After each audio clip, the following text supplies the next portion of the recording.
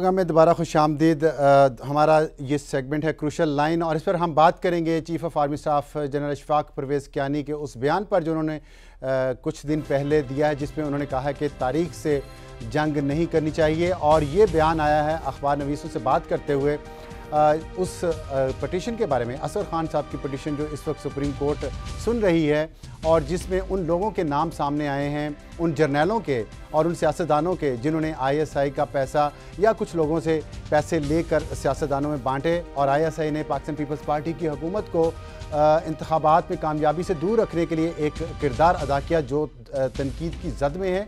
और इसके अलावा भी बहुत सारे ऐसे मामलात हैं जिसकी वजह से ज़ाहिर है फ़ौज पर और ISI पर तनकीद पाकिस्तान के अंदर बहुत शिद्दत से हो रही है। और इस शिद्दत में इजाफा हुआ एबटाबाद के उस वाक़े से, जहाँ पे उसामा बिन लादेन को अमरीकी फ़ौजी आए, एक ऑपरेशन में उसको मार कर ले गए साथ और हमें कानो कान खबर ना हो सकी।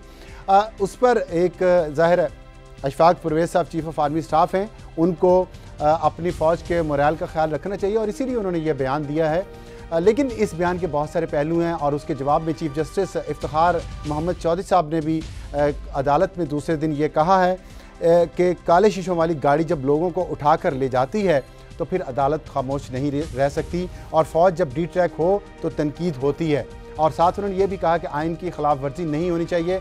और इसमें एक बात और मैं इजाफा करना चाहूँगा कि जब चीफ ऑफ आर्मी स्टाफ बात कर रहे थे तो वहाँ एक सहाफ़ी ने सवाल किया कि इसराइल, अमेरिका और भारत में वहाँ का जो मीडिया है वो इस तरह तनकीद नहीं करता। लेकिन शायद वो सहाफ़ी भूल गए कि इसराइल, अमेरिका और भारत में आज तक फ़ौज के किसी जर्नैल ने वहाँ के किसी मुंतखब वज़ीर-ए-आज़म को फांसी नहीं दी, वहाँ के किसी मुंतखब वज़ीर-ए-आज़म को हथकड़ियाँ डालकर इधर से उधर नहीं घसीटा गया, वहाँ के जो सिविलियन रहनुमा थे उनको जिला वतन नहीं किया गया।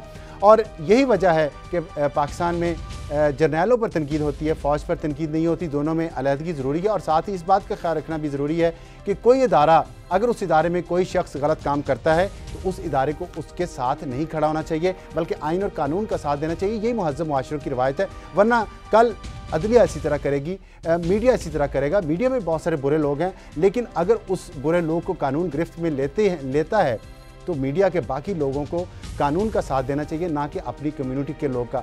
मीडिया अपना काम कर रहा है और कोशिश करता है कि सही तरीके से करे, एक बैलेंस तरीके से करे। और यही वजह है कि अगर हम असलम बेग जो साबिक चीफ ऑफ आर्मी स्टाफ हैं उन पर तनकीद करते हैं तो साथ फिर असलम मढियारा जो एक पाकिस्तान पीपल्स पार्टी के MP हैं उन पर भी तनकीद का सिलसिला जारी है। दोनों का नाम एक है लेकिन अलग अलग शोबे हैं और मीडिया का यही काम है कि जहां गलत काम हो उसको एक्सपोज किया जाए। इस पर हम बात करेंगे। हमारे साथ मौजूद हैं सीनियर जो साबिक एक जर्नैल हैं एडमिरल तनवीर साहब, वो हमारे साथ कराची से मौजूद हैं। उनसे बात करेंगे, उनसे पूछेंगे कि क्या ये मौक़िफ़ दुरुस्त है कि अगर कोई साबिक जर्नैल, साबिक चीफ ऑफ आर्मी स्टाफ कानून की गिरफ्त में अगर आ सकता है, उसने कोई गलत काम किया है, उसको कानून की गिरफ्त में लाना चाहिए या तारीख़ का एक जो दरवाज़ा है वो बंद कर देना चाहिए। तनवीर साहब अस्सलाम वालेकुम।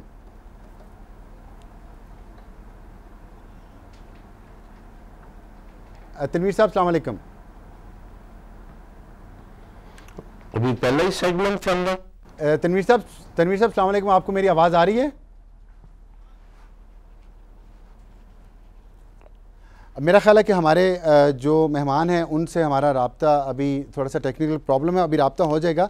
तो बात हम ये कह रहे थे कि जो चीफ ऑफ आर्मी स्टाफ ने जो बयान दिया है और उस पर चीफ जस्टिस साहब ने भी ये कहा है कि आइन और कानून के मुताबिक अदालत आंखें बंद नहीं कर सकती और यही अदालतों का काम भी है। और हमारी गुजारिश हर इदारे से यही है कि वो इदारे के मफाद के लिए ना सोचें बल्कि इस मुल्क और इस कौम के मफाद के लिए सोचें। और वो मिसाल जो बहुत ज़्यादा बचपन से हम किताबों में भी पढ़ते रहे हैं कि हमारे नबी हजूर सल्लल्लाहु अलैहि वसल्लम ने कहा था कि अगर मेरी बेटी फ़ातिमा भी चोरी करेगी तो मैं उसका भी हाथ काट दूंगा। और हज़रत उमर रज़ियल्लाहु ताला अन्हु ने जब एक फ़ैसला अपने सगे बेटे के ख़िलाफ़ भी किया, तो ये हमारी तारीख़ की मिसालें हैं। हमें सिर्फ़ किसी को इसलिए डिफेंड नहीं करना चाहिए कि वो हमारे इदारे से ताल्लुक़ रखता है या वो हमारी कम्यूनिटी से ताल्लुक़ रखता है। जिसने इस मुल्क के आइन और कानून की खिलाफ वर्जी की है उसको कटहरे में आना चाहिए, उसकी अकाउंटेबिलिटी होनी चाहिए, उसका एहतसाब होना चाहिए, तभी हम एक बेहतर कौम बन सकते हैं। और जहाँ तक डिमोरलाइज होने का ताल्लुक है, ये बात बिल्कुल ठीक है। हमारे फ़ौजी बहुत कुर्बानियाँ दे रहे हैं, शहादतें हो रही हैं और बड़ी जवामर्दी से और बहादुरी से हमारे पाक फ़ौज के जो जवान हैं वो सरहदों पर इस वक्त इस मुल्क की हिफाजत कर रहे हैं। और हमारा सवाल यही है कि उन फ़ौजियों को, उन बहादुर फ़ौजियों को इस जंग में धकेला किसने? एक जर्नैल ने जो गार्ड ऑफ ऑनर लेके इस मुल्क से आज बाहर बैठा सुकून की ज़िंदगी गुजार रहा है, लेकिन पाकिस्तान के वही जवान फ़ौजी इस मुल्क में अपनी जानें कुर्बान कर रहे हैं उसकी दी हुई पॉलिसी की वजह से। इसलिए तनकीद होती है सिर्फ उन चंद जर्नैलों पर जो इस मुल्क की किस्मत के फ़ैसले करते हैं बगैर सोचे समझे। यही हमारा सवाल है और यही हमारा जो है तनकीद जिसको समझी जाती है कि मीडिया करता है। हम कोशिश कर रहे हैं कि हमारे साथ एडमिरल तनवीर साहब मौजूद हैं कराची से, उनके साथ रब्ता बहाल हो जाए। तो जैसे ही रब्ता बहाल होगा हम दोबारा आपकी खिदमत में हाजिर होंगे। इस वक्त लेते हैं छोटा सा ब्रेक के बाद वापस आएंगे तो इस पर बात करेंगे।